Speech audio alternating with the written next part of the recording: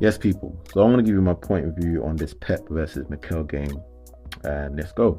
I don't do a lot of match analysis because obviously I can't influence the team. Like, so no matter what I say, it's not like Mikel's going to say, you know what, that guy's got a good point. Let me take a point of view. I think me being a tactical analysis in this will only show what I'm seeing and what a lot of people potentially be seeing as well, and to give you the perspective in terms of how great Pep Guardiola is and what he's not willing to compensate as opposed to Arteta. And I feel that this is what Mikel has not learned yet. The great thing about Pep Guardiola above Mikel Arteta is that Pep is not willing to compensate his system as opposed to Arteta is. Meaning, you hear Pep talk in interviews about Bernard Silva, for example, and he said he will not get you a lot of goals or assists, but he plays well in our system. He plays really, really, really well in our system, and it's true. Number two, he spoke about Lewis, the young lad that played right back and then played inside invertedly. Said he plays so fantastically well in our system. He spoke about Kyle Walker, that he can adapt to the system that needs to be played, him playing at centre back and even playing holding mid. Look at what happened against Liverpool. He shot everybody, and I believe that's why they won the game comfortably, is because of the fact that he said, okay, right now in this system, how we're going to beat Liverpool, I've got to play John Stones here. Nobody in the whole world expect John Stones to play in a hold position like he was playing like prime Busquets, and he did it in the game where you probably think, all right, he'll probably do it against a Southampton warming up to the game. No, he said, no, I'm playing you here. And that's the difference between Pep and Arteta. Pep plays every game differently, as opposed to Arteta plays every game by what goes on. Then that's, for me, is the big stigma between both sides. Pep on the Saturday played 3-3-1-3, and then sometimes it went for a 3-3-3-1.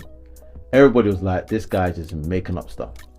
And the fact is, he said, Pep is a guy like, I don't care what you think as a player, I'm playing a system that I feel will beat the team. So remember when he came out to the Emirates, he said, I want to play with Bernard Silva as a left wing back to stop Bukayo Saka. Like, this is what I'm talking about. So this is where I'll go down to Arsenal now.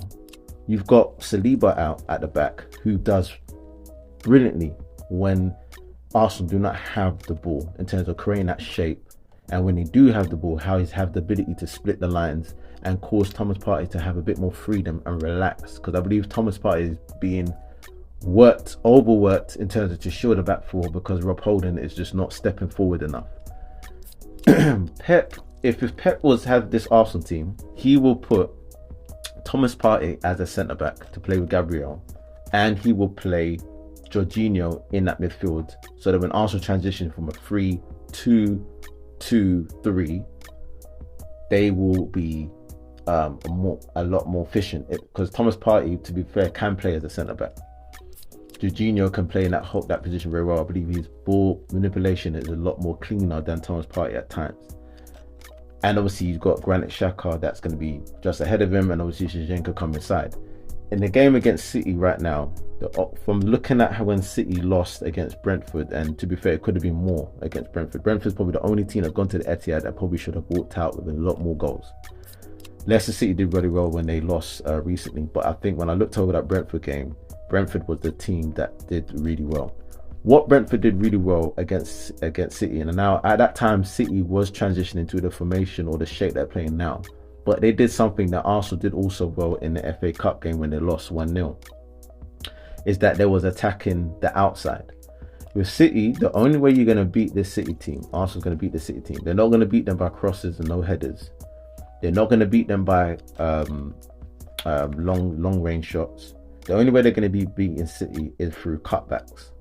Either tap-ins in the 18-yard box, or it's going to be cutbacks. That's the only two ways they're going to score, Arsenal. They're not going to come in and they're not going to score no long-range shots, because City, the way they close and break the teams down from that angle, is they are the best in the league at that. Martinelli does it every week, and I believe Bukayo, if he does the same thing that Martinelli does, which is to beat the guy on the outside, which he did against Southampton, which caused Martinelli to score that goal to make it 2-1 against Southampton, that's the only way they can beat the City team. If Arsenal get the ball and Martinelli gets the ball and he drives with it, and he slows down, plays it back, and then Arsenal trying to build, they will not score. The only way you got to beat this City team, if you look at Brentford, and they did it really well, is get them running. If Martinelli and Bukayo Saka attack both of those centre backs that are playing left of the three and the right of the three, Arsenal will be able to get more chances to score. If they try to play the direct game like City, they will not win. City will beat Arsenal by the fact that Arsenal are not pressing like they used to because Rob Holding is playing. What the Arsenal do really well when Saliba was playing is that they press teams early to stop them from spinning. Now, because of the time of the video, I will do a part 2. And yeah, let me continue on a part 2. But yeah, let me know what you think about this.